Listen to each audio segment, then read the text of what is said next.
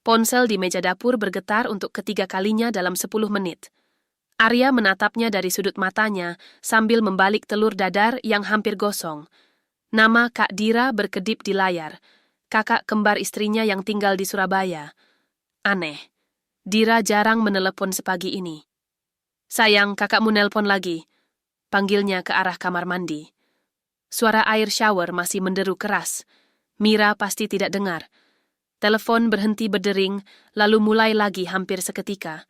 Kali ini Arya mengangkat. Halo Kak Dira, Mira lagi mandi? Siapa ini? Suara di seberang tajam, asing. Bukan Dira. Arya mengerutkan dahi. Ini Arya, suami Mira, kakak Dira kan? Hening sesaat. Kemudian suara wanita itu, lebih pelan sekarang, hampir berbisik. Mira punya kakak kembar bernama Dira. Jantung Arya berdetak lebih keras. Iya, memang kenapa? Tolong cek ponsel istri Anda, buka aplikasi chattingnya, sekarang. Tunggu, siapa sebenarnya? Sambungan terputus. Arya berdiri terpaku, spatula masih di tangannya, minyak mendesis di wajan. Ponselnya yang tergeletak di samping piring bergetar, pesan masuk dari nomor yang sama, sebuah foto. Tangannya gemetar saat membuka gambar itu. Mira, atau seseorang yang persis seperti Mira, berdiri di depan sebuah kafe, mengenakan blazer hitam yang tidak pernah dilihat Arya. Rambutnya dipotong pendek sebahu, bukan panjang hingga punggung seperti yang selalu dipakai istrinya. Di sebelahnya, seorang pria berjas memegang pinggangnya dengan akrab. Timestamp foto, kemarin pukul 14.37. Tapi kemarin pukul 14.07, Mira ada di rumah. Arya ingat betul, mereka video call saat jam istirahat kantornya. Mira mengenakan kaos rumah kumal, rambut diikat asal, mengeluh tentang drama tetangga sebelah. Suara shower berhenti. Arya mendengar Mira bersenandung lagu lama yang sering mereka nyanyikan bersama. Suara yang sudah dia kenal selama 7 tahun pernikahan. Ponselnya bergetar lagi. Pesan lain, namanya bukan Dira. Dia bohong soal punya kakak kembar. Cek sendiri kalau tidak percaya. Minta lihat KTP kakaknya. Arya menelan ludah. Mulutnya kering seperti amplas. Tangannya secara refleks meraih gelas dan meneguk air putih. Tapi rasa haus tidak hilang. Ini pasti salah paham. Mira tidak mungkin. Telurnya gosong, sayang. Mira muncul dari kamar, handuk melilit rambutnya yang basah. Wajahnya segar, mata berbinar seperti biasa. Sama persis dengan wajah di foto tadi, tapi juga berbeda. Atau Arya yang mulai gila. Dia memaksa senyum, mematikan kompor. Maaf, tadi ngambil telepon dari kakakmu. Mira berhenti melangkah. Hanya sesaat, mungkin setengah detik, tapi Arya menangkapnya. Sesuatu bergerak cepat di matanya. Ragu, takut, lalu menghilang. Dira, jam segini? Mira tertawa, tapi terdengar sedikit tegang. Katanya apa? Bukan dia yang ngomong, orang lain yang angkat. Bilang salah sambung. Oh, Mira mengambil roti panggang, mengoleskan selai kacang dengan gerakan mekanis. Mungkin ponselnya ketinggalan di meja, terus orang lain yang ngangkat. Penjelasan masuk akal, tapi kenapa jari-jari Mira gemetar sedikit saat memegang pisau? Kenapa dia menghindari kontak mata? Arya mengamati istrinya, wanita yang tidur di sebelahnya setiap malam, yang tahu dia suka kopi tanpa gula di pagi hari, yang menangis saat mereka kehilangan bayi pertama 2 tahun lalu. Wanita yang dia yakini mengenalnya lebih baik dari siapapun di dunia ini. Kamu tidak tanya kenapa Dira nelpon? Tanya Arya pelan. Mira mengangkat bahu, menggigit rotinya. Mungkin cuma kangen, udah lama juga kami nggak video call. Kapan terakhir kamu video call sama kakakmu? Mira berhenti mengunyah. Matanya menatap Arya, mencari sesuatu di wajahnya. Kenapa sih tiba-tiba? Ada apa memangnya? Nggak ada. Cuman penasaran aja. Keheningan menggantung di antara mereka, berat dan tebal seperti kabut. Dari luar terdengar suara tukang sayur berkeliling, becak motor yang lewat, anjing tetangga yang menggonggong. Kehidupan normal berlanjut, tapi di dalam dapur kecil ini, sesuatu berubah. Arya merasakannya di udara, seperti ketegangan sebelum petir menyambar. Ponsel Mira berdering. Dia meliriknya sekilas, lalu mengabaikan. Nggak diangkat? Tanya Arya. Nomor tidak dikenal, pasti penawaran kartu kredit. Tapi Arya melihat nama di layar sebelum Mira mematikan ponselnya. Kantor pusat, Mira bekerja sebagai guru TK. Tidak ada yang namanya kantor pusat di yayasan TK tempat dia mengajar. Arya tahu ini karena dia pernah mengantarnya ke sana puluhan kali. Aku berangkat duluan ya. Mira bangkit, mencium pipi Arya cepat, bibirnya dingin. Hari ini ada rapat mendadak. Hari Sabtu? Mira sudah setengah berlari ke kamar. Evaluasi semester, aku cerita nanti ya. 5 menit kemudian, Mira keluar dengan tas kerja dan riasan lengkap. Tidak biasa untuk hari Sabtu. Biasanya dia hanya pakai lip balm dan bedak tipis kalau weekend. Rambutnya diikat tinggi, anting mutiara yang jarang dipakainya tergantung di telinga. Pintu depan tertutup. Mesin mobil menyala, lalu menjauh. Arya berdiri sendirian di tengah rumah yang tiba-tiba terasa asing. Ponselnya bergetar. Pesan dari nomor tadi. Ikuti dia, kamu perlu lihat sendiri. Tangannya terkepal. Ini gila. Dia tidak akan mengikuti istrinya sendiri seperti detektif murahan. Tapi kakinya sudah bergerak, meraih kunci motor, menyambar jaket. Jalanan Sabtu pagi Jakarta cukup lengang. Arya mengikuti mobil Mira dari jarak aman, jantungnya berdegup kencang. Mira tidak menuju ke sekolah. Mobilnya belok ke arah Kemang, area yang tidak pernah mereka kunjungi bersama. Arya hampir kehilangan jejaknya di lampu merah, tapi berhasil menyusul. Mobil Mira masuk ke basement sebuah gedung apartemen mewah. Arya memarkir motornya di seberang jalan, menunggu. 10 menit kemudian, Mira keluar dari lift. Tapi bukan Mira yang tadi pagi. Rambutnya terurai panjang. Dia mengenakan dress hitam ketat dengan kardigan krem. Sepatu hak tinggi menggantikan sneakers yang dipakainya tadi. Make-upnya lebih tebal, lebih glamour. Arya merasa dadanya sesak. Bagaimana dia bisa berganti pakaian secepat itu? Dan kenapa? Mira, atau wanita yang tampak persis seperti Mira, berjalan dengan percaya diri ke sebuah kafe di lantai dasar. Seorang pria berdiri di pintu masuk, pria yang sama dari foto tadi pagi. Mereka berpelukan, bukan pelukan biasa antara rekan kerja. Tangan pria itu melingkar di pinggangnya, wajahnya tertanam di leher Mira. Ciuman singkat di pipi. Lalu mereka masuk bersama, tangan bertautan. Arya tidak bisa bergerak. Kakinya seperti tertanam di trotoar. Orang-orang berlalu lalang di sekelilingnya. Pasangan muda tertawa, anak kecil merengek minta es krim, pengamen menyanyikan lagu cinta. Tapi dia tidak mendengar apa-apa. Yang dia lihat hanya istrinya, Mira, wanita yang bersumpah setia 7 tahun lalu, duduk berhadapan dengan pria lain, tersenyum dengan cara yang tidak pernah dia lihat sebelumnya. Ponselnya berdering, nomor yang sama. Sudah lihat? Suara wanita itu. Siapa Anda? Bisik Arya serak. Dan kenapa Anda memberitahu saya ini? Karena aku juga korban. Pria yang ada di sana, itu suamiku. Atau setidaknya, aku pikir dia suamiku. Ternyata istrinya yang bernama Dira itu adalah istrimu juga. Kepala Arya berputar. Apa maksud Anda? Mira bilang Dira itu kakak kembarnya yang tinggal di Surabaya. Tidak ada kakak kembar. Aku sudah cek. Aku menyewa detektif swasta setelah curiga suamiku selingkuh. Ternyata lebih parah dari itu. Istrimu, atau siapapun dia sebenarnya, menjalani 2 kehidupan. Dengan kamu, dia Mira. Dengan suamiku, Bram, dia Dira. 2 identitas, 2 rumah, 2 pernikahan. Arya tertawa, suara pahit yang terdengar asing di telinganya sendiri. Tidak mungkin, kami tinggal bersama setiap hari. Bagaimana mungkin? Apakah dia sering lembur, atau pulang kampung mengunjungi kakaknya, atau ada hari-hari tertentu di mana dia tidak bisa dihubungi karena katanya ponselnya mati atau hilang? Arya terdiam, otaknya memutar kembali 7 tahun pernikahan mereka. Mira memang sering lembur, 2-3 kali seminggu. Dan setiap bulan ada weekend di mana dia mengunjungi Dira di Surabaya. Arya tidak pernah ikut karena Mira selalu bilang, Dira tidak suka ada tamu. Mereka bahkan tidak pernah video call bertiga. Ponsel kakaknya, yang sering nelpon itu sebenarnya ponsel keduanya sendiri, lanjut wanita itu. Aku sudah melacak nomornya, terdaftar atas nama yang sama sekali berbeda, Nadia Wijaya. Nadia. Arya mengulang nama itu seperti benda asing di lidahnya. Nama aslinya mungkin, atau mungkin identitas ketiga. Aku tidak tahu lagi apa yang nyata dan apa yang bohong.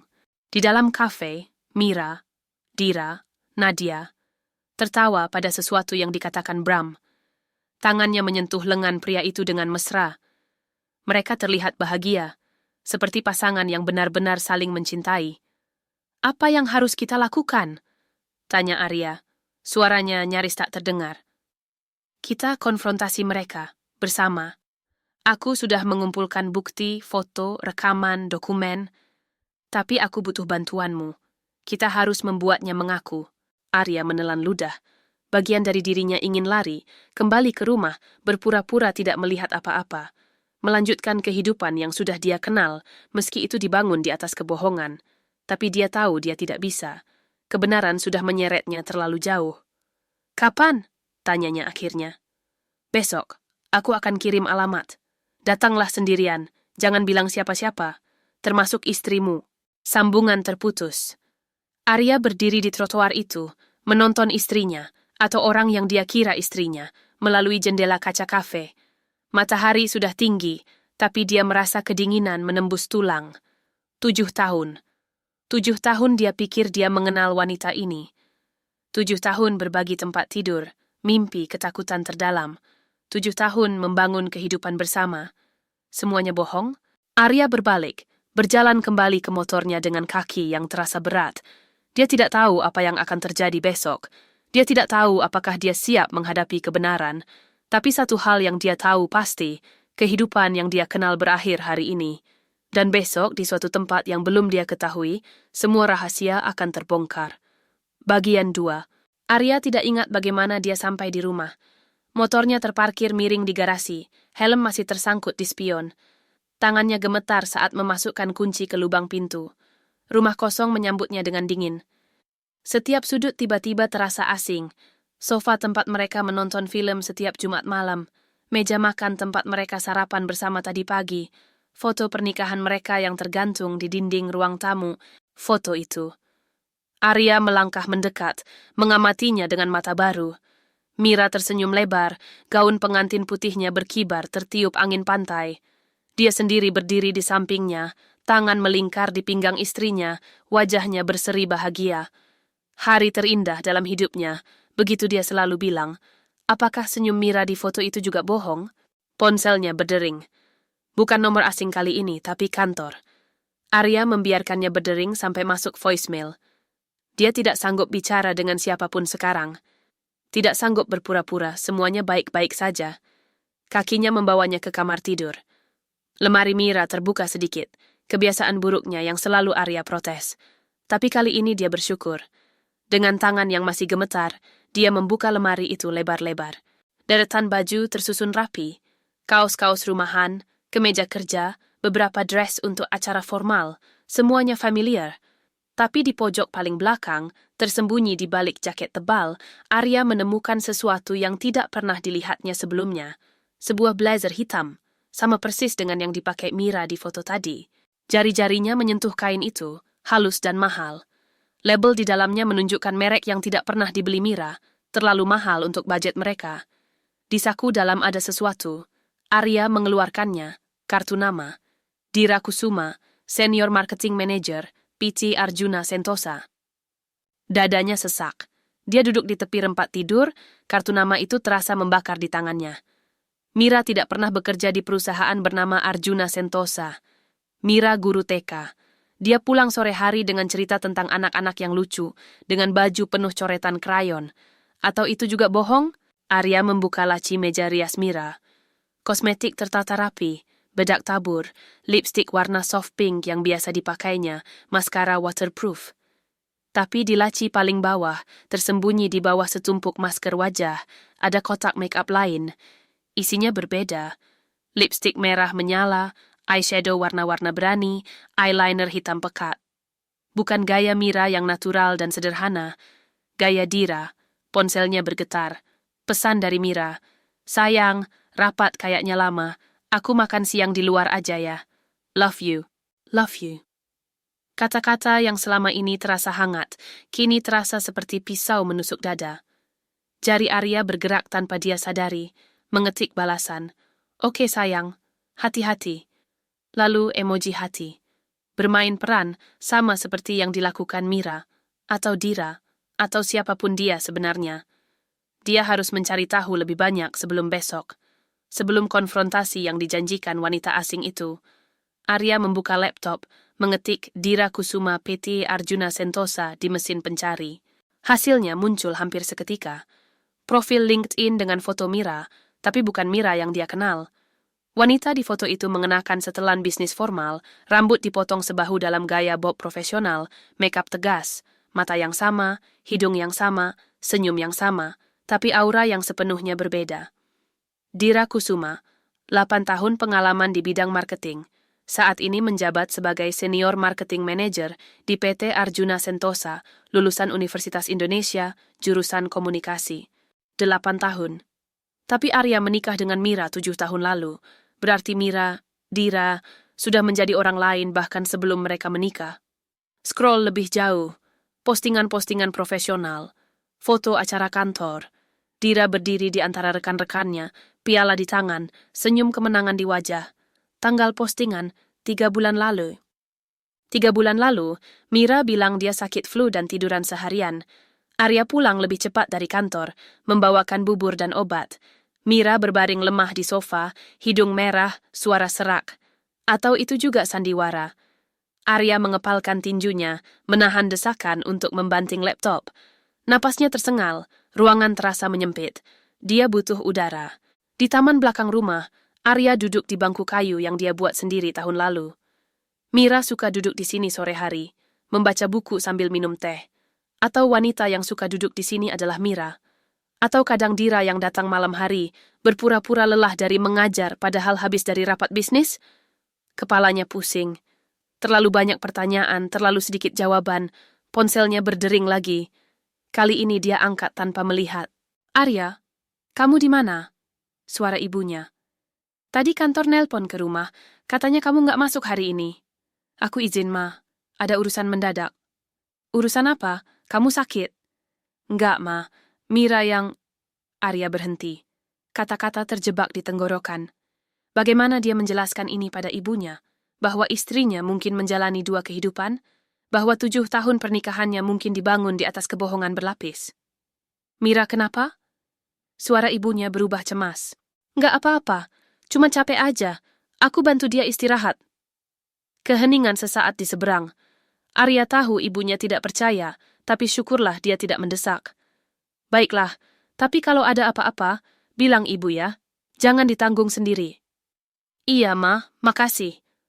Sambungan terputus. Arya menatap ponsel di tangannya. Aplikasi chat masih terbuka. Dia scroll ke atas, membaca ulang percakapan dengan Mira beberapa hari terakhir. Senin. Sayang, aku lembur ya. Jangan tunggu makan malam. Selasa. Hari ini ngajar sampai sore, ada ekskul tambahan. Rabu. Kakak Dira nelpon, katanya mau mampir Jakarta akhir bulan. Kamis. Capek banget hari ini. Anak-anak TK lagi banyak yang rewel. Jumat. Yuk weekend ini kita nonton. Kangen quality time. Pesan-pesan biasa dari istri ke suami. Tapi sekarang setiap kata terasa mencurigakan. Setiap alasan, setiap cerita, bisa jadi kebohongan. Arya membuka kontak Kak Dira. Nomor yang katanya kakak kembar Mira yang tinggal di Surabaya. Nomor yang tadi pagi meneleponnya. Jarinya melayang di atas tombol call. Haruskah dia telepon sekarang? Mencoba bicara dengan Dira langsung? Sebelum sempat memutuskan, sebuah pesan masuk dari nomor asing. Istri Bram. Aku kirim alamat pertemuan besok, jam 10 pagi. Datang sendiri. Jangan kasih tahu siapa-siapa, termasuk Mira. Kalau dia curiga, dia bisa kabur dan kita tidak akan pernah dapat jawaban. Diikuti alamat sebuah kafe di kawasan Menteng. Satu lagi, pesan berikutnya muncul. Aku sudah bicara dengan detektif yang kupakai. Dia menemukan sesuatu yang mungkin perlu kamu tahu. Akan kubawa dokumennya besok. Dokumen apa? Arya ingin bertanya, tapi jarinya mati rasa. Terlalu banyak informasi, terlalu cepat. Otaknya tidak sanggup memproses semuanya. Matahari bergeser, bayangan pohon memanjang di taman. Arya tidak bergerak dari bangku. Jam menunjukkan pukul 3 sore. Mira biasanya pulang jam 4 kalau tidak ada lembur. Hari ini dia bilang ada rapat. Rapat di hari Sabtu. Di kantor yang tidak pernah ada. Arya bangkit masuk ke rumah. Dia harus bersiap. Harus bisa berpura-pura semuanya normal ketika Mira pulang nanti. Tidak boleh ada yang mencurigakan. Besok baru dia akan mencari tahu kebenaran. Di dapur, dia mulai menyiapkan makan malam. Soto ayam, makanan favorit Mira. Tangannya bergerak otomatis, memotong wortel, merebus ayam, menumis bumbu. Rutinitas yang sudah dia lakukan ratusan kali. Tapi kali ini berbeda. Setiap gerakan terasa mekanis hampa, seperti sedang bermain peran dalam drama yang tidak dia mengerti. Jam 5:30, pintu terbuka. Arya mendengar langkah kaki familiar, bunyi tas dijatuhkan di sofa, helaan napas lelah. Arya, kok sepi? Dia menarik napas dalam, memasang senyum, berbalik dari kompor. Di sini, sayang, lagi masak soto. Mira muncul di ambang pintu dapur. Rambutnya kembali panjang, diikat ekor kuda. Makeup sudah luntur, hanya tersisa sedikit bedak dan lip gloss. Dia mengenakan kemeja kerja yang Arya kenal, biru muda dengan kerah putih, sneakers putih yang sama dengan tadi pagi. Kapan dia sempat ganti baju? Di mana? Wah, soto, makasih sayang. Mira memeluknya dari belakang, dagu bertengger di bahu Arya. Pelukan yang sudah dia hafal di luar kepala. Hangat, familiar. Nyata. Rapatnya gimana? Tanya Arya, berusaha membuat suaranya terdengar normal. Melelahkan. Bahas kurikulum baru, evaluasi guru, macam-macam deh. Mira melepas pelukan, membuka kulkas, mengambil air dingin. Untung sudah selesai, akhir pekan besok bisa santai. Bohong, semua bohong. Dia tidak dari rapat. Dia dari bertemu pria lain, Bram, suaminya yang lain. Tapi Arya tetap tersenyum. Bagus kalau sudah selesai. Yuk makan, sotunya sudah matang. Mereka duduk berhadapan di meja makan, seperti biasa, seperti ratusan malam sebelumnya. Mira menceritakan tentang rapat tadi, detail yang begitu meyakinkan tentang perdebatan soal metode mengajar, usulan kegiatan baru untuk anak-anak. Dia bahkan menyebutkan nama beberapa rekan guru. Arya mendengarkan sambil makan, mengangguk di tempat yang tepat, tertawa ketika Mira menceritakan hal lucu. Di luar, dia terlihat seperti suami yang penuh perhatian. Di dalam dia mengamati, mencari celah, mencari tanda-tanda kebohongan. Kamu kok diam aja? Ada masalah di kantor? Mira menatapnya dengan alis terangkat. Enggak, cuma capek aja. Yakin? Kamu kelihatan aneh dari tadi pagi. Jantung Arya berdetak lebih cepat. Apakah dia terlalu kentara? Enggak kok, biasa aja.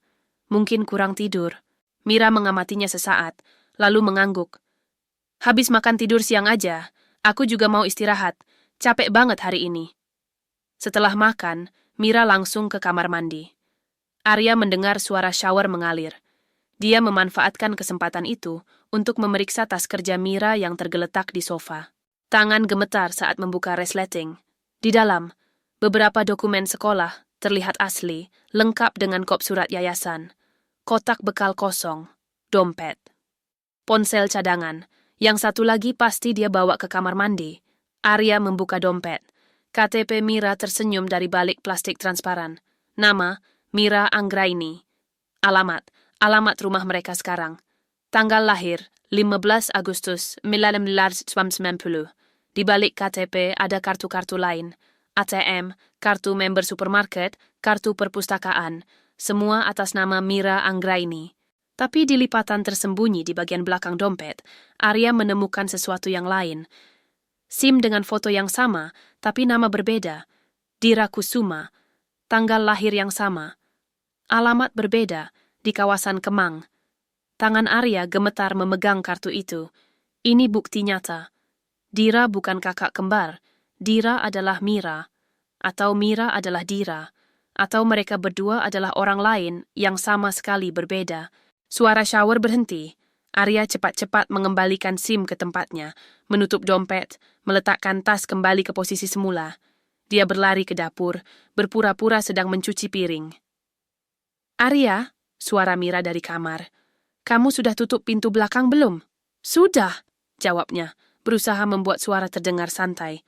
Oke, aku mau tidur dulu ya. Bangunin kalau ada apa-apa. Iya, sayang.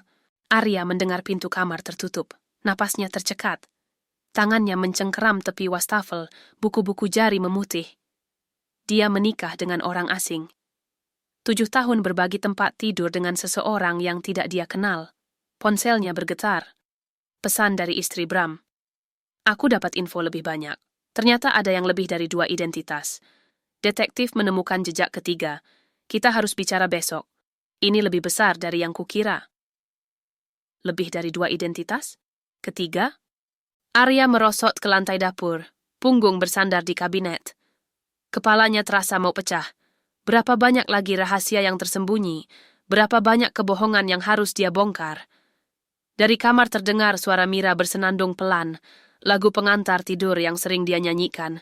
Suara yang biasanya membuat Arya merasa tenang, sekarang hanya membuat tulang punggungnya merinding. Malam itu Arya tidak bisa tidur.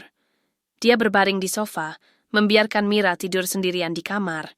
Alasannya, tidak mau mengganggu karena dia mau begadang menyelesaikan pekerjaan kantor. Mira tidak protes. Dia hanya mencium kening Arya dan bisik, "Jangan begadang terlalu malam sebelum menutup pintu kamar." Arya menatap langit-langit dalam kegelapan. Lampu jalanan di luar menembus celah gorden, membentuk pola-pola aneh di dinding. Bayang-bayang yang bergerak seiring mobil lewat. Seperti kehidupannya sekarang, penuh bayang-bayang. Tidak ada yang solid, tidak ada yang pasti. Jam menunjukkan pukul 2 dini hari ketika dia mendengar suara dari kamar. Pintu terbuka perlahan. Langkah kaki ringan, Arya memejamkan mata, berpura-pura tidur. Mira berdiri di samping sofa, mengamatinya. Arya bisa merasakan tatapannya meski mata tertutup. Detik-detik terasa seperti jam. Lalu Mira bergerak. Arya mendengar suara lembut. Dia mengambil sesuatu dari tasnya. Bunyi plastik bergesekan. Resleting dibuka, ditutup. Langkah kaki menjauh. Pintu kamar tertutup lagi. Arya membuka mata, jantung berdebar kencang. Dia tunggu beberapa menit, memastikan Mira benar-benar kembali tidur. Lalu bangkit perlahan, mendekati tas yang tadi diperiksa. Dibukanya dengan hati-hati. Di dalam ada amplop coklat yang tadi tidak ada. Arya mengeluarkannya, membawa ke dapur supaya cahaya kulkas tidak kelihatan dari kamar. Isi amplop, uang tunai. Banyak. Arya menghitung, 50 juta rupiah dalam pecahan ratusan ribu. Kenapa Mira menyimpan uang sebanyak ini? Dan kenapa tengah malam? Ada sesuatu lagi di amplop. Selembar kertas kecil dengan tulisan tangan. Transfer bulan ini. Jangan lupa laporan Senin. Transfer apa? Laporan untuk siapa? Arya memfoto kertas itu dengan ponsel, lalu mengembalikan semuanya ke tempat semula. Tangannya gemetar. Semakin dia mencari tahu, semakin banyak misteri yang muncul. Kembali ke sofa, dia menatap ponselnya. Foto kertas itu terbuka di layar. Tulisannya familiar. Dia sudah melihat tulisan tangan Mira ribuan kali. Tapi konteksnya asing, mengancam. Pesan masuk dari istri Bram. "Kamu masih terjaga, aku juga tidak bisa tidur, terus memikirkan semua ini." Arya mengetik balasan. "Aku menemukan sesuatu, amplop berisi uang dan catatan mencurigakan. Foto dan kirim padaku." Dia mengirim foto. Beberapa detik kemudian, ponselnya berdering. Arya cepat-cepat keluar rumah, berdiri di teras supaya suaranya tidak membangunkan Mira. "Itu tulisan tangan Dira." Suara wanita itu terdengar tegang. "Aku sudah sering lihat. Dia selalu menulis catatan untuk Bram dengan tulisan seperti itu."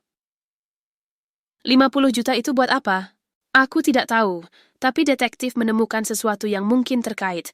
Dira, atau Mira, atau siapapun dia, punya rekening bank dengan saldo ratusan juta, jauh lebih banyak dari gabungan gaji sebagai guru TK dan marketing manager. Arya merasa pusing. Dari mana uangnya? Itulah yang belum kami tahu, tapi ada transaksi rutin setiap bulan. Masuk dan keluar, seperti bisnis. Bisnis apa? Kita akan cari tahu besok. Detektif sudah kumpulkan banyak data. Kamu harus lihat sendiri.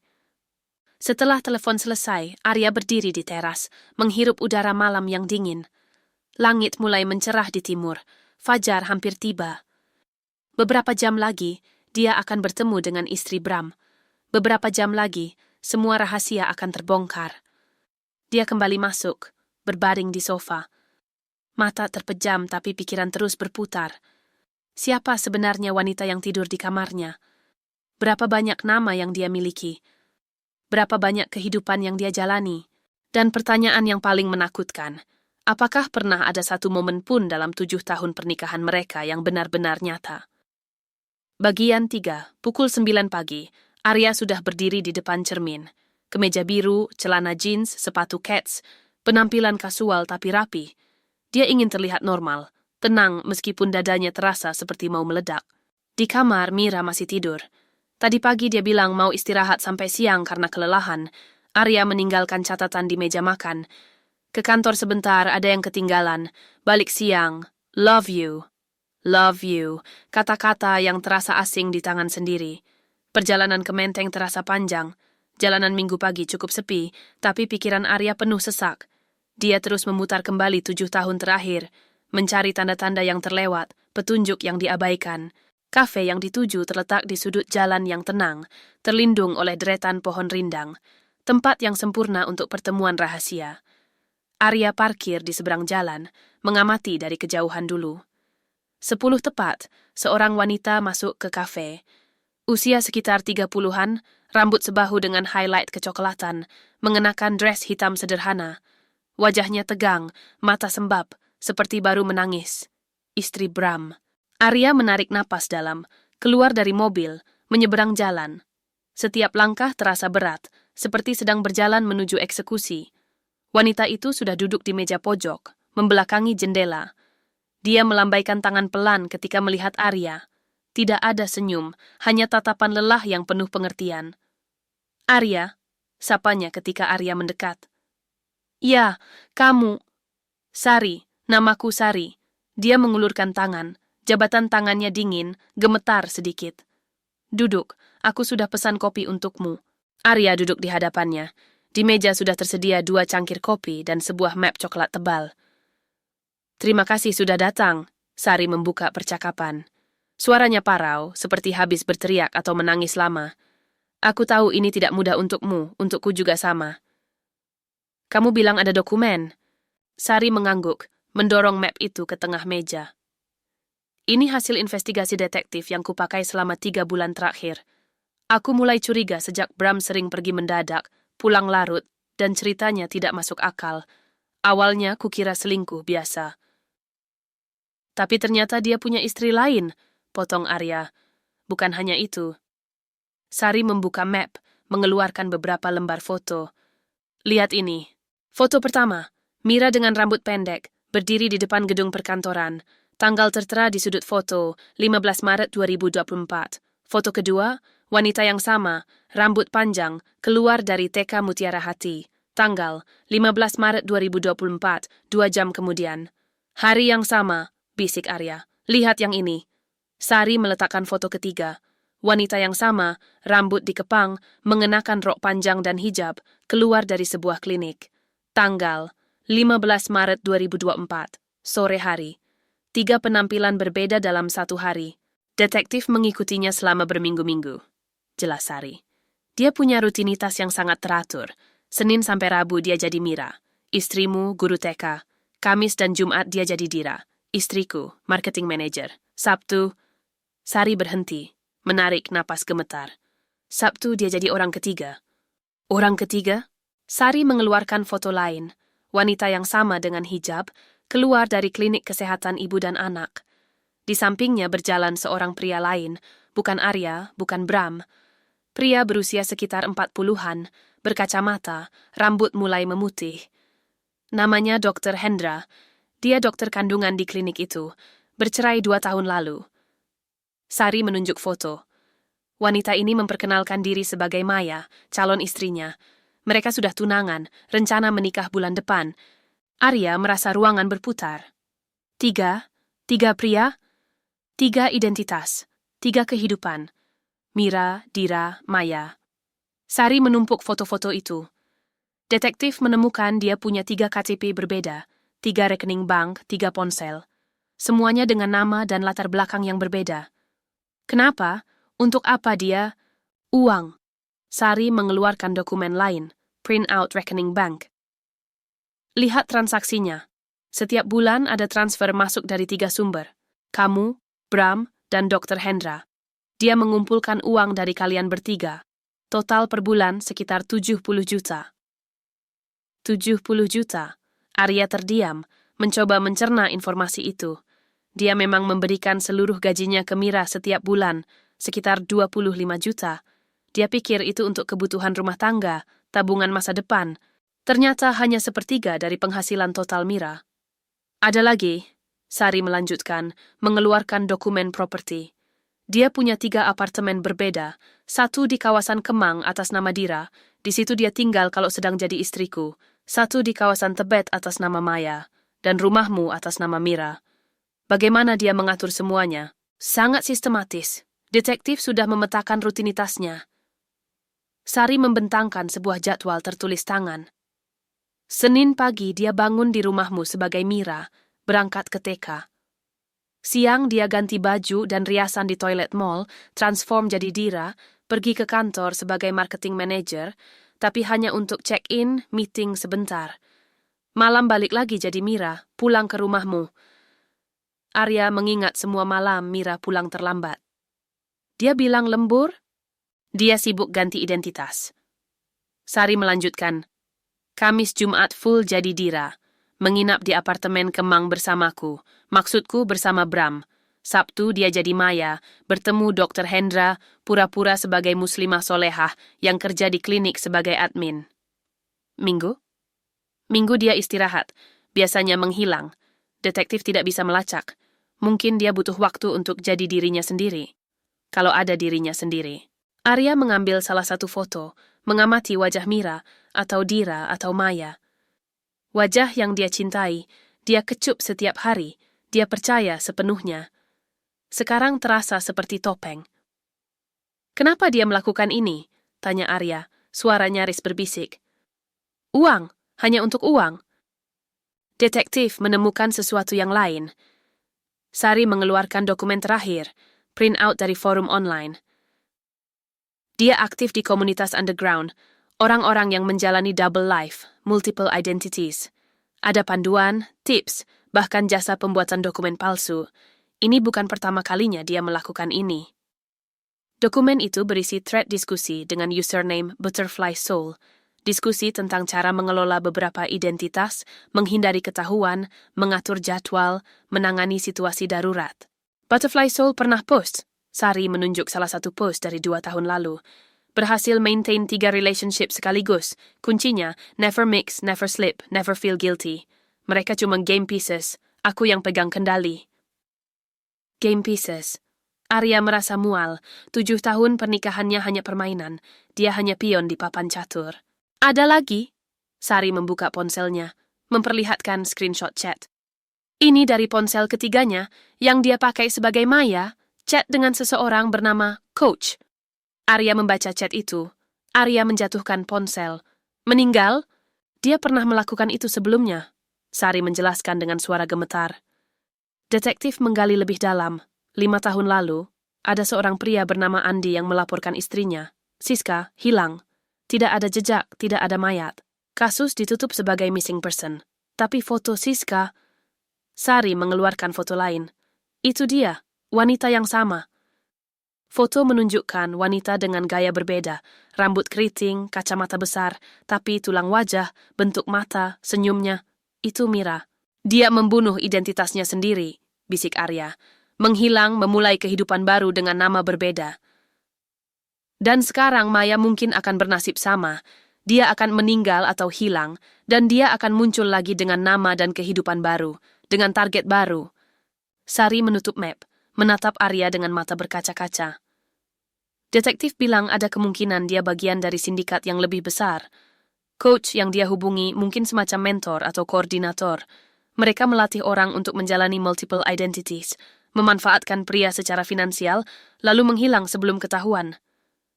Berapa lama dia sudah melakukan ini? Detektif menemukan jejak sampai 10 tahun lalu.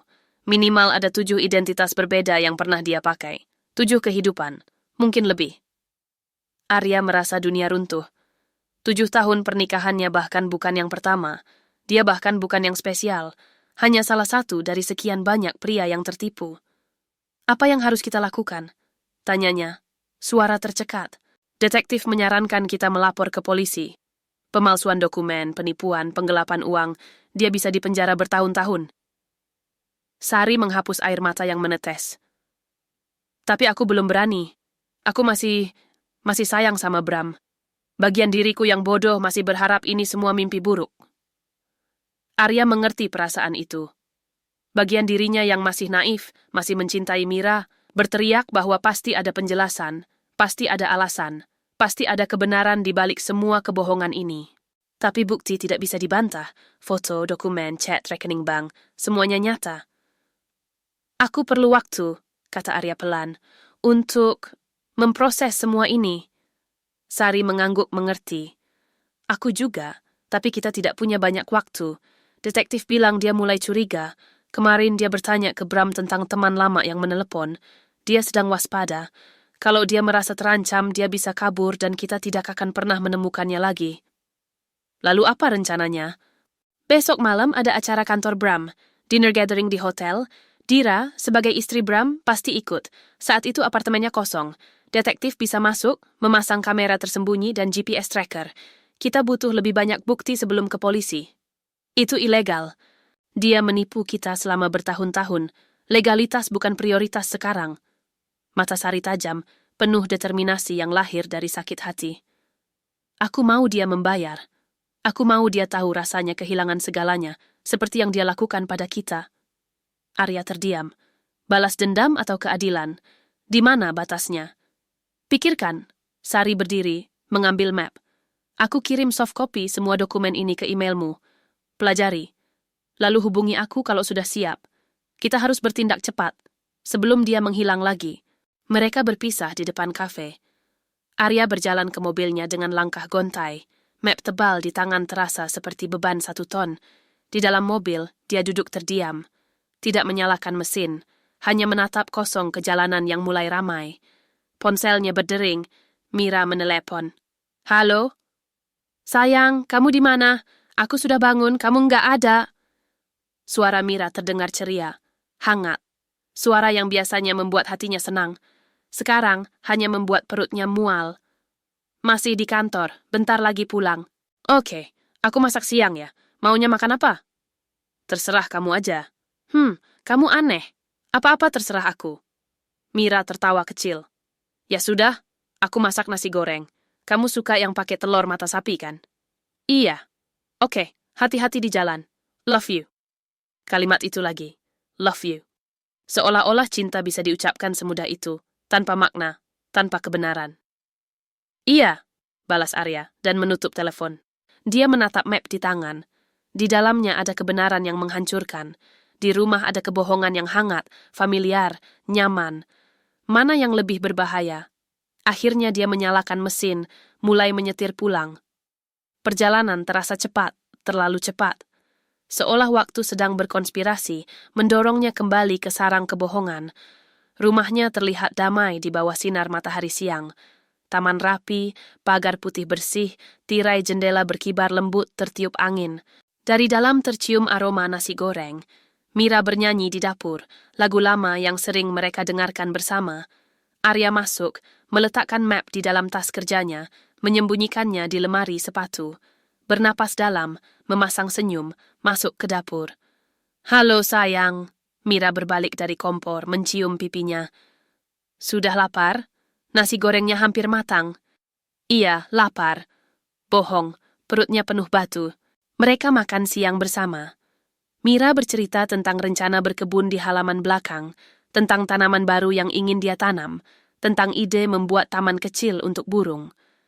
Arya mendengarkan, mengangguk, tertawa di tempat yang tepat. Di luar dia terlihat normal. Di dalam dia mengamati setiap detail. Cara Mira memegang sendok, apakah ini maya atau Dira? Cara dia tertawa, apakah ini dipelajari atau asli? Cara dia menatap Arya, apakah ada cinta di mata itu, atau hanya kalkulasi dingin seorang penipu profesional? Kamu kenapa sih? Mira meletakkan sendoknya. Dari tadi kok melototin aku terus? Arya tersadar. Enggak, cuman, kamu cantik hari ini. Mira tersenyum, senyum yang pernah membuat jantung Arya berdebar. Gombal, aku baru bangun tidur, rambut acak-acakan, masih pakai daster jelek. Tetap cantik. Mira mengulurkan tangan, menggenggam tangan Arya di atas meja. Aku sayang kamu tahu kan? Pertanyaan yang seharusnya retoris, tapi sekarang terdengar seperti ujian. Aku tahu, jawab Arya. Setengah bohong, setengah berharap. Sore harinya, Mira bilang mau ke salon, perawatan rutin bulanan. Dia pergi sekitar jam 3, bilang akan pulang jam 6. Arya menunggunya pergi, lalu langsung membuka map yang disembunyikan tadi. Dia membentangkan semua dokumen di meja ruang tamu, mempelajari setiap detail. Foto-foto, transaksi bank, chat, jadwal, semuanya membentuk gambaran lengkap tentang kehidupan ganda Mira. Semakin dia pelajari, semakin terasa seperti sedang membedah orang asing. Wanita yang dia nikahi 7 tahun lalu. Di mana dia sekarang? Apakah pernah ada?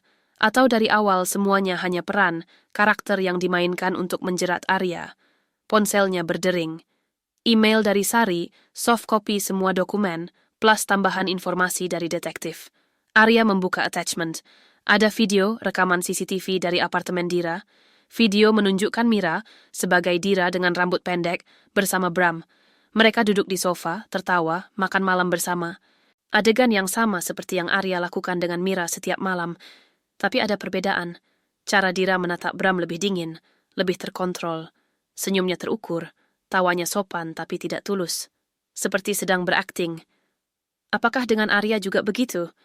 Apakah semua momen intim mereka, pelukan pagi, ciuman sebelum tidur, bisikan sayang, semuanya hanya sandiwara? Video berikutnya menunjukkan Mira sebagai Maya berhijab bersama Dr. Hendra di sebuah restoran. Mereka memegang tangan di atas meja. Dr. Hendra tersenyum lebar, senyum pria yang sedang jatuh cinta. Pria yang tidak tahu dia hanya bidak catur. Arya menutup laptop, tidak sanggup menonton lebih jauh. Dia berjalan ke kamar, membuka lemari Mira. Deretan baju rapi tersusun, dress, kemeja, rok, celana. Di sudut ada kardus bertuliskan lama. Dia membuka kardus itu. Di dalamnya, wig. 3 buah dengan gaya dan warna berbeda. Kacamata dengan berbagai model. Makeup lengkap. Lensa kontak warna. Properti untuk transformasi. Di bawah wig ada buku catatan kecil. Arya membukanya. Halaman pertama berisi jadwal detail. Senin Rabu. Mira, Arya, Rumah BSD, Guru TK Mutiara Hati. Kamis Jumat. Dira, Bram, Apartemen Kemang, Marketing Manager PT Sentosa. Sabtu. Maya, Hendra, Apartemen Tebet, Admin Klinik. Minggu. Kosong, hanya tulisan reset. Halaman berikutnya berisi catatan tentang setiap identitas. Untuk Mira. Arya suka masakan rumahan, tidak suka keramaian, hobi fotografi, rindu punya anak. Play, istri ideal, penurut, domestik, hangat. Target, 20 juta bulan, properti rumah, asuransi jiwa. Untuk Dira. Bram suka wanita mandiri, ambisius. Dia insecure soal karir. Play, partner setara, independen, suportif, tegas. Target, 25 juta bulan, apartemen, investasi saham. Untuk Maya. Hendra religius, tradisional, kesepian setelah cerai. Play, muslimah solehah, lembut, ingin berkeluarga. Target, 25 juta bulan, plus akses klinik, potensial jangka panjang. Setiap kata terasa seperti tikaman pisau. Arya bukan suami. Dia proyek, investasi, sumber pendapatan yang harus dikelola dengan strategi yang tepat. Di halaman terakhir ada catatan terbaru. Arya mulai curiga, telepon pagi, slip kecil. Harus lebih hati-hati, mungkin perlu exit plan. Atau eliminasi? Eliminasi. Tangan Arya gemetar memegang buku itu. Eliminasi artinya apa? Membunuh identitas Mira seperti yang dia lakukan pada Siska? Atau lebih literal? Pintu depan terbuka. Arya, aku pulang. Dia cepat-cepat memasukkan buku kembali ke kardus, menutup lemari, keluar dari kamar. Mira sudah ada di ruang tamu. Rambut segar dari salon, dipotong sedikit, di-highlight. Tapi yang membuat jantung Arya berhenti, di meja ruang tamu, beberapa foto dari map masih tergeletak. Dia lupa merapikannya. Mira melihat foto itu. Wajahnya berubah, hanya sesaat, sepersekian detik. Ekspresi terkejut yang cepat disamarkan dengan senyum. Foto apa ini? Tanyanya. Nada suara tetap ceria, tapi ada ketegangan tipis di bawahnya. Arya berpikir cepat. Oh itu, teman kantor mau bikin album kenangan. Aku bantuin sortir foto lama. Mira mengambil salah satu foto dirinya sebagai Dira di depan gedung kantor. Dia mengamatinya, lalu menatap Arya. Kok ada foto orang yang mirip aku? Mirip ya? Aku juga kaget tadi. Mungkin doppelganger. Mirip banget. Mira masih menatap foto itu, mata menyipit. Bahkan gaya rambutnya pernah aku pakai dulu. Dunia sempit mungkin. Mira meletakkan foto, tersenyum, tapi senyum itu tidak sampai ke mata. Iya mungkin. Anyway, aku mau mandi dulu, capek dari salon. Dia berjalan ke kamar. Pintu tertutup. Tapi Arya bisa merasakan sesuatu berubah. Atmosfer rumah terasa berbeda. Lebih dingin, lebih tegang. Dia cepat-cepat mengumpulkan semua foto, memasukkan kembali ke map, menyembunyikan di dalam tas kerja. Jantungnya berdebar kencang. Apa Mira curiga? Apa dia tahu? Dari kamar tidak terdengar suara shower. Hening. Terlalu hening. Arya mendekat ke pintu kamar, menempelkan telinga. Tidak ada suara air, tidak ada gerakan. Hanya bisikan pelan. Mira sedang menelepon seseorang. Tidak, aku tidak yakin. Tapi dia mulai aneh. Iya, mungkin perlu dipercepat. Baik, aku mengerti. Telepon diputus. Suara shower menyala. Terlambat. Terlalu tiba-tiba. Seperti Mira baru sadar seharusnya dia sudah mandi dari tadi. Arya mundur dari pintu, duduk di sofa. Pikirannya berputar cepat. Mira tahu. Atau setidaknya mulai curiga. Dan dia menelepon seseorang. Mungkin coach. Mungkin meminta instruksi. Dipercepat artinya apa? Exit plan. Eliminasi. Ponselnya bergetar. Pesan dari Sari. Detektif menemukan sesuatu urgent. Besok pagi dia tracking Dira ke lokasi tidak biasa. Kita harus ikut. Ini bisa jadi kesempatan terakhir. Arya mengetik balasan dengan tangan gemetar. Aku siap. Kirim detail. Mira keluar dari kamar sudah berganti baju rumah. Rambutnya masih basah, wajah segar tanpa make up. Dia tersenyum, senyum yang dulu membuat Arya merasa di rumah. Sekarang hanya membuat bulu kuduknya berdiri. Kamu belum makan malam? Tanya Mira. Aku mau masak apa? Nggak usah, aku nggak lapar. Yakin? Kamu dari tadi nggak makan banyak. Yakin? Mira duduk di sampingnya, menyandarkan kepala di bahu Arya. Pelukan yang familiar, hangat. Kamu baik-baik aja kan? Kok dari kemarin aneh? Aku baik-baik aja. Janji? Janji. Bohong. Semuanya bohong. Dari dia, dari Mira, dari hubungan mereka yang ternyata hanya ilusi. Malam itu mereka menonton TV bersama, seperti biasa. Tapi tidak ada yang benar-benar menonton. Mira terus melirik Arya dari sudut mata. Arya terus memikirkan rencana besok. Pukul 11, Mira bilang mau tidur duluan. Dia mencium kening Arya, ciuman yang terasa dingin mekanis. Jangan begadang, bisiknya. Iya. Pintu kamar tertutup. Arya menunggu sampai suara Mira terdengar teratur, napas tidur atau pura-pura tidur. Lalu dia membuka laptop, membaca kembali semua dokumen dari Sari. Mempelajari pola, mencari celah, mempersiapkan mental untuk besok. Besok semuanya akan terungkap. Besok kebohongan akan berakhir. Atau justru, besok dia yang akan berakhir. Bagian 4. Pagi datang terlalu cepat. Arya hampir tidak tidur, hanya merem melek di sofa, menunggu waktu. Jam 5 pagi, ponselnya bergetar. Pesan dari Sari. Detektif konfirmasi, Dira akan ke lokasi jam 7 pagi. Alamat, JL Mawar 15 Cipete, Gudang Tua. Kita kumpul jam 6.40 di minimarket dekat situ. Arya bergegas mandi, berganti baju. Dari kamar terdengar Mira masih tidur, atau pura-pura tidur. Dia tidak berani masuk untuk mengecek, menulis pesan singkat di kertas. Ada urusan mendadak, pulang siang. Meletakkannya di meja dapur. Keluar dari rumah sebelum fajar benar-benar terang. Perjalanan ke Cipete terasa panjang meski jalanan masih sepi. Pikiran Arya penuh skenario terburuk, apa yang akan dia temukan di gudang itu, apa yang dilakukan Mira di sana. Minimarket yang dimaksud Sari ternyata warung kecil yang baru buka. Sari sudah menunggu di mobil, bersama pria bertubuh besar berjas hitam, detektif yang disewanya. Arya, ini Pak Dodi, Sari memperkenalkan. Dia yang tracking Dira sejak minggu lalu. Pak Dodi mengulurkan tangan, jabatannya kuat, profesional. Pagi, saya sudah brief sama Bu Sari. Hari ini Dira, atau sebut saja Mira, punya jadwal di gudang itu. Biasanya dia datang sendirian, tapi kadang ada tamu. Tamu siapa? Tanya Arya. Belum tahu pasti, tapi kemungkinan orang yang dia sebut coach di telepon. Orang ini seperti dalangnya. Mereka pindah ke mobil Pak Dodi yang lebih tidak mencolok, sedan hitam tua. Parkir di ujung jalan dengan pandangan jelas ke gudang yang dimaksud. Gudang itu memang tua, cat mengelupas, pintu besi berkarat, jendela ditutup triplek. Tidak ada tanda kehidupan. Kita tunggu, kata Pak Dodi, menyalakan kamera dengan lensa panjang. Jam menunjuk 7. Tidak ada yang datang. 7:10. Sebuah mobil masuk, Honda Jazz Silver, nomor plat sama dengan mobil Mira. Dari mobil turun wanita berambut pendek, kacamata hitam, celana jeans dan jaket kulit. Dira.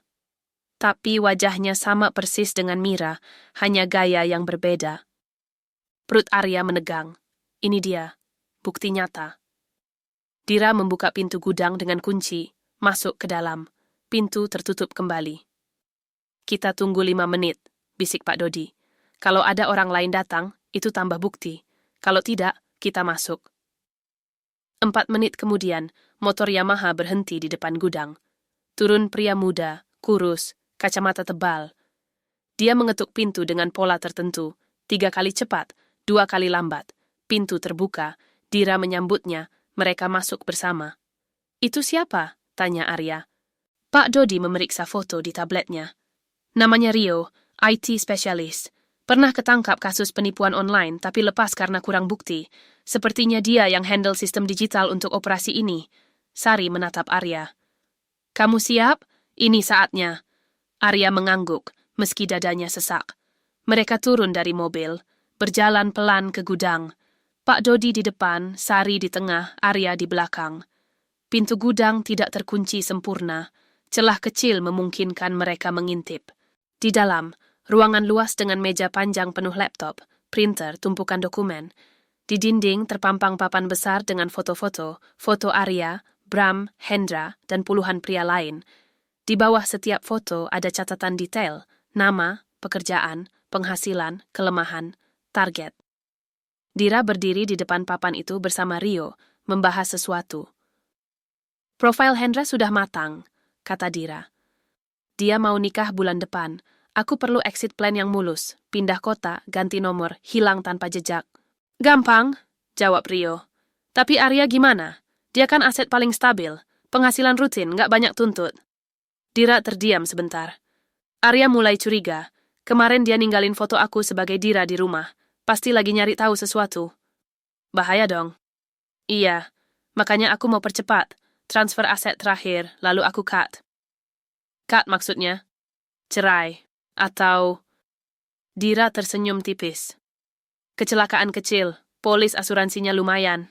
Arya tercekat. Darah naik ke kepala. Dia hampir mendobrak pintu saat itu juga, tapi Pak Dodi menahannya, menggeleng. Tunggu, bisik Pak Dodi. Kita perlu lebih banyak bukti. Rekaman audio. Pak Dodi mengeluarkan alat perekam kecil, menyelipkannya di celah pintu. Di dalam Dira melanjutkan. Coach bilang operasi ini sudah 5 tahun. Waktunya harvest besar-besaran, lalu kita di-solve. Mulai baru di kota lain. Coach masih di Bali? Iya, dia koordinasi sama tim lain. Ada 10 orang kayak aku, tersebar di Jakarta, Bandung, Surabaya. Semua jalanin skema yang sama. 10 orang, puluhan korban. Ini bukan sekadar kasus perselingkuhan, ini jaringan penipuan terorganisir. Rio membuka laptop. Database korban sudah aku update. Total aset yang berhasil dikumpulkan dari semua tim, 4,7 miliar. Nggak buruk untuk 5 tahun. Dira mengangguk. Bagian aku berapa? Sekitar 610 juta. Dari 3 target, Arya, Bram, Hendra, plus beberapa target jangka pendek yang sudah diliquidate. Angka itu seperti tamparan. Selama 7 tahun, Arya sudah diperas hampir 650 juta. Tabungan, investasi, properti, semuanya mengalir ke skema ini. Kirim laporan ke coach, kata Dira. Aku mau finalisasi exit plan. Paling lambat akhir bulan semua harus beres. Siap. Dira berbalik ke arah papan, menatap foto Arya. Ekspresinya sulit dibaca. Ada sekilas ragu, penyesalan, atau hanya kalkulasi dingin. Arya sebenarnya nggak jahat, gumamnya pelan. Dia baik, terlalu baik malah, Kadang aku hampir merasa bersalah. Rio tertawa sinis.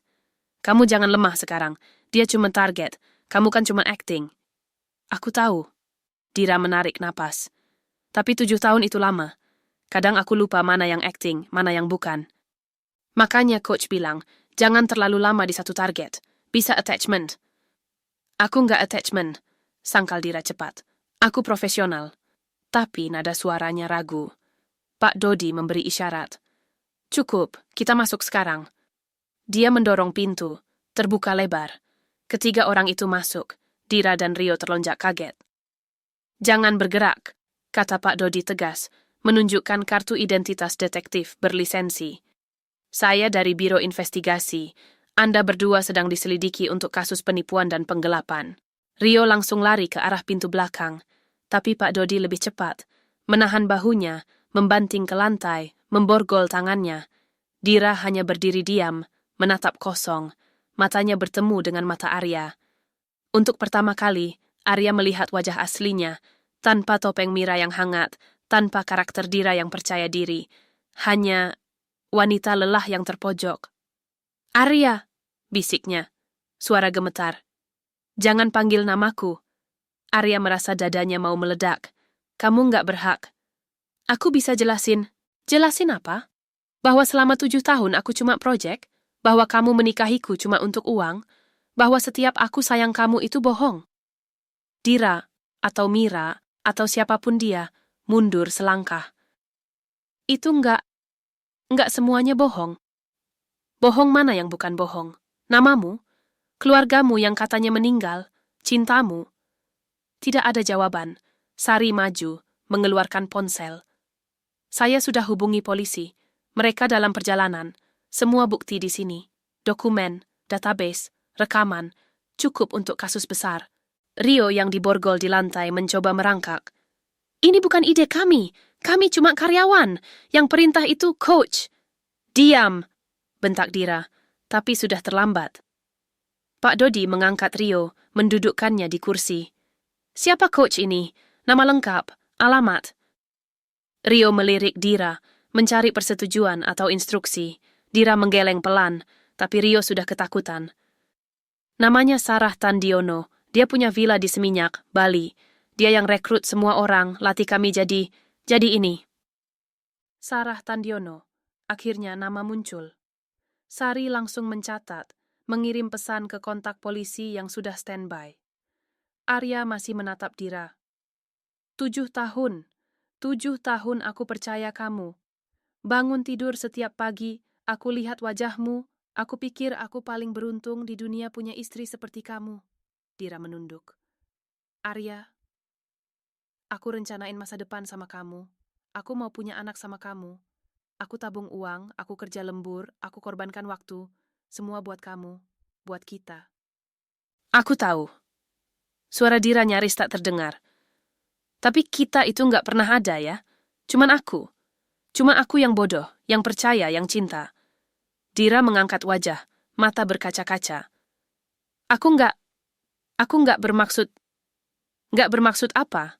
Nggak bermaksud nipu. Nggak bermaksud ambil uangku. Nggak bermaksud hancurkan hidupku. Aku nggak tahu bakal seperti ini. Dira tiba-tiba berteriak. Emosinya meledak. Awalnya cuma job, cuma peran. Tapi lama-lama aku... Dia terdiam. Air mata mengalir. Lama-lama apa? Arya mendekat. Lama-lama kamu sayang? Lama-lama kamu cinta? Jangan bohong lagi. Kamu nggak mungkin cinta sama aku kalau kamu bisa tidur nyenyak sambil nipu aku setiap hari. Aku nggak tidur nyenyak, Dira membalas. Setiap malam aku terjaga. Setiap kali kamu bilang sayang, aku merasa bersalah. Tapi aku nggak bisa berhenti. Aku nggak punya pilihan. Semua orang punya pilihan. Bukan aku. Kamu nggak tahu hidup aku sebelum ini. Kamu nggak tahu dari mana aku datang, apa yang aku alami. Lalu cerita. Jelasin. Biar aku ngerti kenapa kamu jadi monster. Kata itu menghentikan Dira. Monster. Dia menatap Arya, tatapan terluka yang dalam. Monster, ulangnya pelan. Iya, mungkin aku memang monster. Siren polisi terdengar dari luar. 2 mobil patroli berhenti di depan gudang. 4 petugas masuk, dipimpin seorang inspektur. Siapa yang lapor? Sari mengangkat tangan. Saya, ini bukti-buktinya. Dia menyerahkan flash disk berisi semua dokumen digital. Inspektur memeriksa sekilas, lalu menatap Dira dan Rio. Kalian berdua ditahan untuk investigasi penipuan terorganisir dan penggelapan. Kalian berhak diam. Apapun yang kalian ucapkan bisa digunakan sebagai bukti. Dua petugas memborgol Dira. Dia tidak melawan, hanya diam, seperti boneka tanpa jiwa. Sebelum dibawa keluar, dia berbalik sekali lagi ke Arya. Maafin aku. Arya tidak menjawab, hanya menatap kosong. Dira dibawa keluar, dimasukkan ke mobil patroli. Rio menyusul di mobil kedua. Gudang tiba-tiba terasa sangat sepi. Hanya tersisa Arya, Sari, dan Pak Dodi. Sari mendekat, menyentuh bahu Arya. Kamu tahan?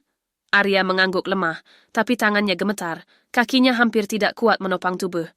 Duduk dulu, Pak Dodi membantu Arya ke kursi. Syok itu wajar, napas pelan-pelan.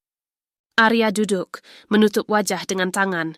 Tidak menangis, tidak ada air mata, hanya hampa. Seperti bagian dalam dadanya sudah digali habis, tidak tersisa apa-apa. Ini baru awal, kata Sari pelan. Polisi akan investigasi jaringannya. Sarah Tandiono dan yang lain akan diburu. Tapi untuk kasus kamu, setidaknya sudah ada kejelasan.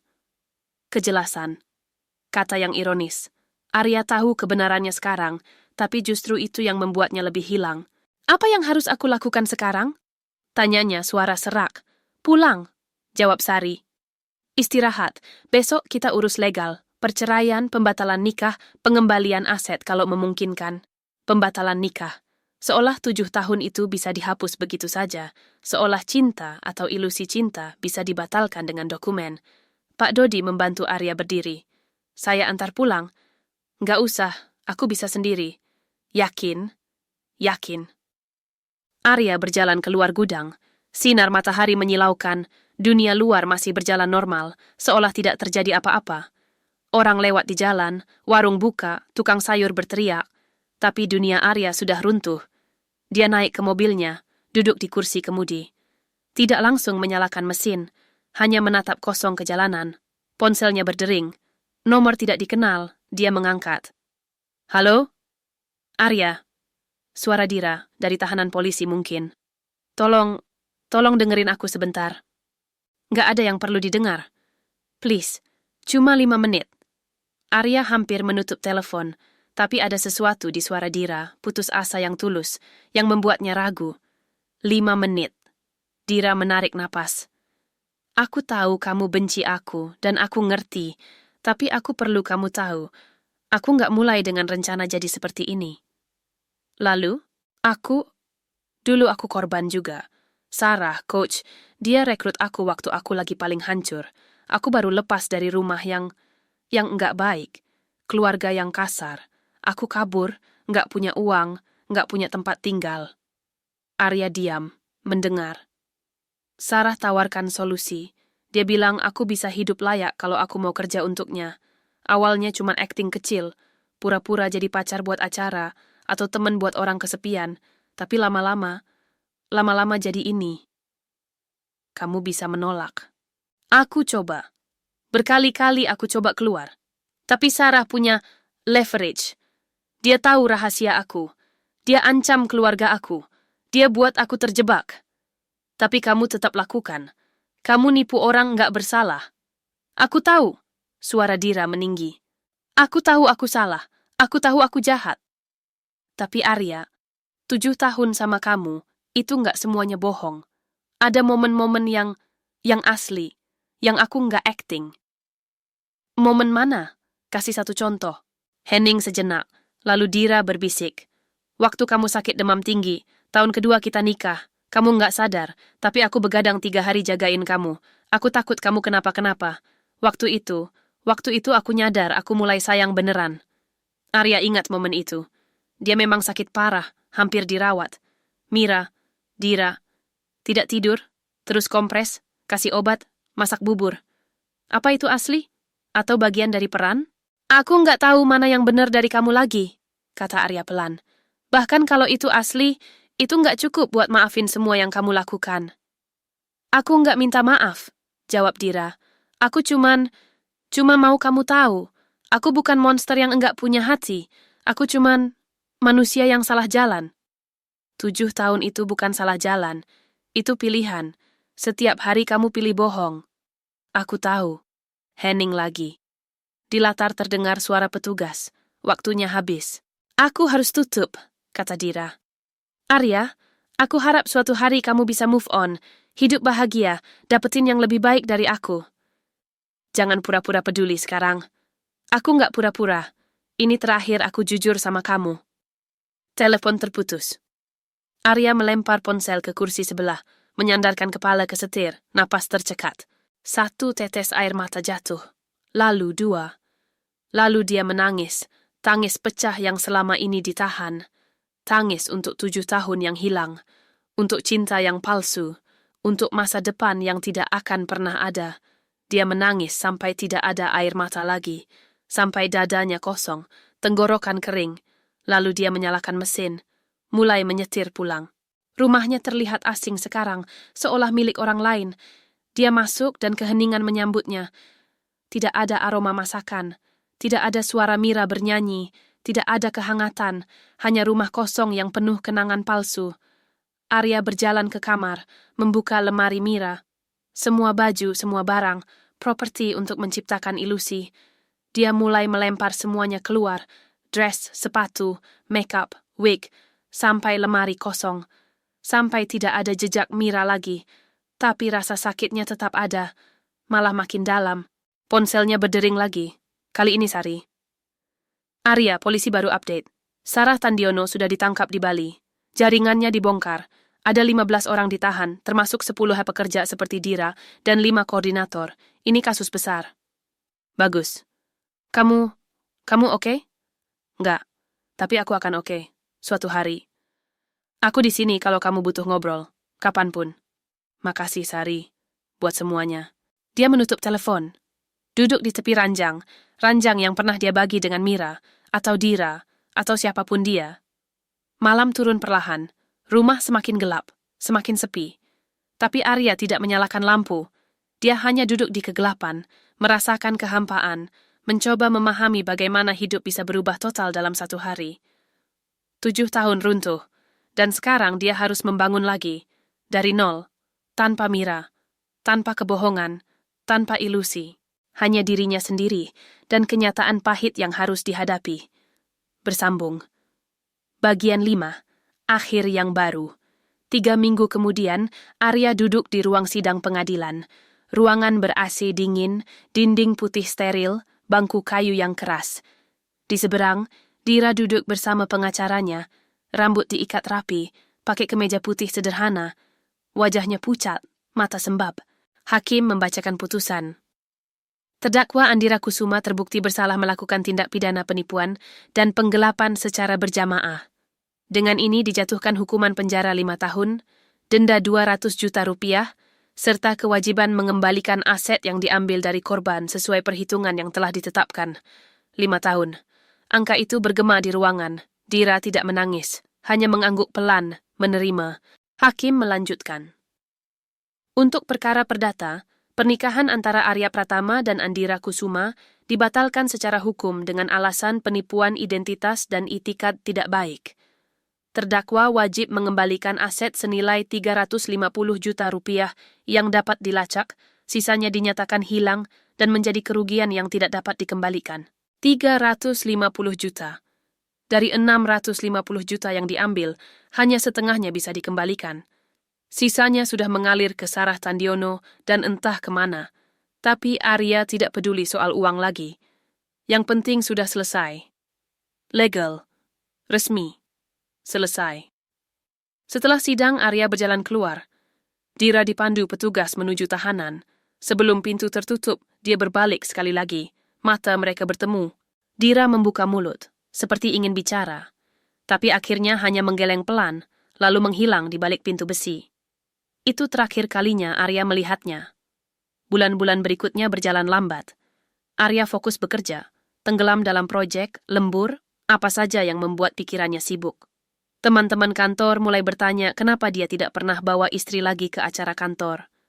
Kami sudah pisah, jawabnya singkat. Tidak perlu jelaskan lebih. Beberapa bertanya lebih lanjut, tapi melihat ekspresi Arya, mereka berhenti. Mengerti ada luka yang tidak perlu diungkit. Sari sesekali mengajak makan siang, memastikan Arya baik-baik saja. Kamu mulai kelihatan lebih baik, katanya suatu hari. Bohong, aku cuma lebih pintar nyembunyiin. Setidaknya kamu jujur soal itu. Arya tersenyum tipis. Senyum pertama dalam berbulan-bulan. Kamu tahu, kata Sari. Waktu sembuh bukan tentang melupakan, tentang belajar hidup dengan luka itu sampai nggak sakit lagi. Berapa lama? Beda-beda. Tapi kamu kuat. Kamu bakal melewati ini. Arya berharap dia benar. 6 bulan setelah sidang, Arya memutuskan pindah apartemen. Rumah lama terlalu banyak kenangan. Setiap sudut mengingatkan pada Mira yang tidak pernah ada. Dia jual rumah itu, dapat uang lumayan, pakai untuk DP apartemen baru di kawasan Kemang. Apartemen kecil, 1 kamar, tapi cukup. Dan yang paling penting, bersih dari masa lalu. Dia mulai membangun rutinitas baru. Bangun pagi, olahraga, kerja, pulang, masak sendiri. Hal-hal sederhana yang dulu dia lakukan bersama Mira, tapi sekarang dia lakukan sendiri. Dan perlahan dia menemukan kedamaian dalam kesendirian. Tidak ada yang perlu dikhawatirkan. Tidak ada rahasia yang mengintai. Tidak ada kebohongan. Hanya dia dan hidupnya yang nyata. Setahun kemudian, Arya menerima surat dari penjara. Dari Dira. Dia hampir membuangnya tanpa dibuka. Tapi rasa penasaran menang. Membuka amplop, mengeluarkan kertas bertulisan tangan rapi. Arya membaca surat itu 3 kali. Lalu melipatnya, menyimpan di laci meja. Tidak dibalas, tapi juga tidak dibuang. Hanya disimpan. Bagian dari masa lalu yang sudah selesai. 2 tahun setelah semua kejadian, Arya duduk di kafe favorit barunya, membaca buku. Kehidupan sudah berjalan normal, lebih tenang, lebih stabil.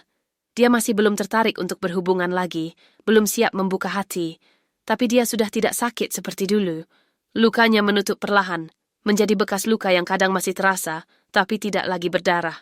Seorang wanita duduk di meja sebelah, rambut panjang, kacamata, bawa laptop. Dia memesan kopi lalu membuka email, sesekali tersenyum kecil membaca sesuatu. Wanita itu menoleh, mata mereka bertemu sebentar. Dia tersenyum ramah. Permisi, colokan di meja saya rusak. Boleh saya pinjam colokan di sini? Boleh, jawab Arya. Makasih. Dia pasang charger laptopnya. Lagi baca apa? Novel, detektif. Oh, saya suka genre itu. Judulnya apa? Mereka ngobrol ringan. Namanya Dita. Kerja sebagai graphic designer freelance, hobi hiking dan fotografi. Baru pindah ke Jakarta 3 bulan lalu dari Yogyakarta. Obrolan mengalir natural, tanpa beban, tanpa agenda tersembunyi. Hanya 2 orang asing yang kebetulan ketemu di kafe. Saya sering ke kafe ini, kata Dita. Tapi baru kali ini lihat kamu. Aku juga baru langganan beberapa bulan ini. Mungkin kita bisa ngopi bareng lagi kapan-kapan, kalau kamu nggak keberatan. Arya terdiam sebentar. Bagian dari dirinya ingin menolak, refleks melindungi diri. Tapi bagian lain, bagian yang sudah mulai sembuh, ingin mencoba lagi. Boleh, katanya akhirnya. Sabtu depan? Dita tersenyum lebar. Deal. Mereka bertukar nomor. Ngobrol sebentar lagi, lalu Dita pamit. Ada deadline. Dia melambaikan tangan sebelum keluar kafe. Arya menatap nomor di ponselnya. Hati berdegup, campuran antara harap dan takut. Apa dia siap? Apa dia bisa percaya lagi? Dia tidak tahu. Tapi mungkin itu oke. Mungkin tidak harus tahu semuanya dari awal. Mungkin cukup memberi kesempatan kecil, pelan-pelan, hati-hati, 1 langkah demi 1 langkah. Arya menutup buku, menyesap kopinya yang sudah dingin, menatap keluar jendela, jalanan Jakarta yang ramai, orang-orang berlalu lalang, kehidupan yang terus bergerak. 7 tahun hilang, tapi masih ada waktu, masih ada kesempatan untuk memulai lagi. Kali ini dengan mata terbuka, dengan hati yang lebih bijak, dengan diri yang lebih kuat. Sabtu itu, Arya datang ke kafe tepat waktu. Dita sudah menunggu, memesan 2 kopi. Aku pesen yang biasa kamu suka, katanya. Americano, kan? Iya, kamu ingat? Aku perhatian orangnya. Dita tersenyum. Kebiasaan kerja jadi desainer, harus detail. Mereka ngobrol berjam-jam. Tentang pekerjaan, keluarga, mimpi, pengalaman lucu, bahkan trauma kecil-kecilan. Dita cerita soal mantannya yang selingkuh. Arya cerita versi singkat soal pernikahannya yang tidak berhasil. Berat ya, kata Dita. Tapi kamu kelihatan udah move on. Prosesnya lama, masih ada sisa-sisanya, tapi lebih baik dari dulu. Itu bagus. Luka itu wajar. Yang penting kamu nggak biarkan luka itu define kamu. Arya mengangguk. Kata-kata sederhana, tapi tepat. Sore itu mereka jalan ke taman dekat kafe. Duduk di bangku, menikmati angin sore. Dita menunjukkan foto-foto hasil hikingnya. Pemandangan gunung, sunrise, air terjun. Kapan-kapan kamu harus ikut, ajaknya. Hiking itu terapi yang bagus, bikin jernih pikiran. Aku nggak pernah hiking, makanya harus coba. Aku bisa ajarin. Arya tersenyum. Oke, kapan? Bulan depan ada rencana ke Gunung Prau. Mau ikut? Boleh. Dita tersenyum lebar. Seru. Aku kirim detailnya nanti ya. Mereka ngobrol sampai sore jadi malam. Sampai lampu taman menyala. Sampai Dita harus pulang karena besok ada meeting pagi. Aku seneng ngobrol sama kamu, katanya sebelum naik ojol. Kamu enak diajak ngomong, nggak judgmental. Kamu juga, makasih udah mau dengerin cerita aku. Kapan-kapan lagi ya? Pasti. Dita pergi. Arya berjalan pulang ke apartemennya, langkah lebih ringan dari biasanya. Sampai di apartemen dia buka ponsel. Pesan dari Dita. Sampai rumah belum? Hati-hati ya. Arya balas. Udah sampai. Kamu juga hati-hati. Makasih buat hari ini. Arya menaruh ponsel, berbaring di tempat tidur, menatap langit-langit. Untuk pertama kalinya dalam 2 tahun, dia tidak merasa sendirian, tidak merasa hancur, tidak merasa hopeless, hanya tenang, dan sedikit berharap. Bulan-bulan berlalu. Arya dan Dita makin dekat. Hiking bareng, nonton film, makan bareng, bahkan kerja bareng di kafe. Hubungan mereka tumbuh pelan tapi pasti. Tidak terburu-buru, tidak dipaksakan. Arya belajar percaya lagi, sedikit demi sedikit. Dan Dita sabar. Dia tidak menuntut, tidak memaksa, hanya ada, mendampingi. Suatu malam, setelah dinner sederhana di apartemen Arya, Dita bertanya, kamu pernah mikir mau mulai serius lagi? Maksudnya, beneran pacaran? Arya terdiam. Pertanyaan yang dia takuti tapi juga inginkan. Aku takut. Akunya jujur. Takut salah lagi. Takut percaya orang yang nggak seharusnya. Dita mengangguk. Aku ngerti. Tapi Arya, nggak semua orang sama. Nggak semua orang bakal nyakitin kamu. Aku tahu. Tapi gimana aku bisa yakin? Kamu nggak bisa, jawab Dita sederhana. Nggak ada jaminan, tapi kalau kamu nggak pernah coba lagi, kamu bakal stuck di tempat yang sama selamanya. Arya menatap mata Dita, mata yang jernih, tulus, tanpa agenda tersembunyi. Aku nggak janji sempurna, lanjut Dita. Aku punya kekurangan. Kadang cerewet, kadang moody, kadang keras kepala. Tapi yang aku janji, aku bakal jujur. Aku bakal komunikasi. Aku nggak akan nipu kamu. Kata-kata sederhana, tapi berarti segalanya. Arya menarik napas panjang. Oke, ayo kita coba. Dita tersenyum, senyum yang hangat, yang menenangkan. Pelan-pelan ya, nggak usah buru-buru. Pelan-pelan, setuju Arya. Mereka bergandengan tangan, langkah kecil tapi langkah maju. Setahun kemudian, Arya berdiri di puncak Gunung Prau. Matahari terbit di depan mata. Warna oranye keemasan membelah awan, menerangi hamparan bukit hijau. Di sebelahnya, Dita menggenggam tangannya. Indah kan? Indah, jawab Arya. Tapi dia tidak menatap sunrise. Dia menatap Dita. Wanita yang mengajarkannya percaya lagi. Wanita yang sabar menunggu dia sembuh. Wanita yang nyata, tidak sempurna, tapi tulus. Makasih, katanya pelan. Buat apa? Buat semuanya. Buat sabar sama aku. Buat nggak nyerah. Dita memeluknya. Kamu worth it, Arya. Jangan pernah lupa itu. Mereka berdiri di puncak, menikmati sunrise, menikmati kebersamaan. Dan untuk pertama kalinya sejak 7 tahun yang hilang, Arya merasa utuh lagi. Tidak seperti dulu. Dulu dia utuh karena Mira, tapi sekarang dia utuh karena dirinya sendiri. Dan Dita hanya pelengkap, bukan yang mengisi kekosongan, tapi yang berjalan bersama. Itu perbedaan yang penting. Malam itu, setelah turun gunung, Arya menerima notifikasi email. Dari lembaga pemasyarakatan, Dira sudah keluar, masa tahanannya dikurangi karena kelakuan baik. Arya membaca email itu, lalu menutupnya. Tidak ada amarah, tidak ada kesedihan, hanya netral. Dia sudah melepaskan. Dira punya jalannya sendiri sekarang. Arya punya jalannya. Mereka tidak akan pernah bertemu lagi, dan itu oke. Kamu baik-baik aja? Tanya Dita melihat ekspresi Arya. Iya, cuma closure. Closure itu penting. Arya mengangguk. Iya, dan sekarang aku udah dapet. Mereka pulang ke Jakarta malam itu. Duduk di bus, Dita tertidur di bahu Arya. Arya menatap keluar jendela, lampu-lampu kota di kejauhan, jalan yang panjang, perjalanan yang masih terus berlanjut.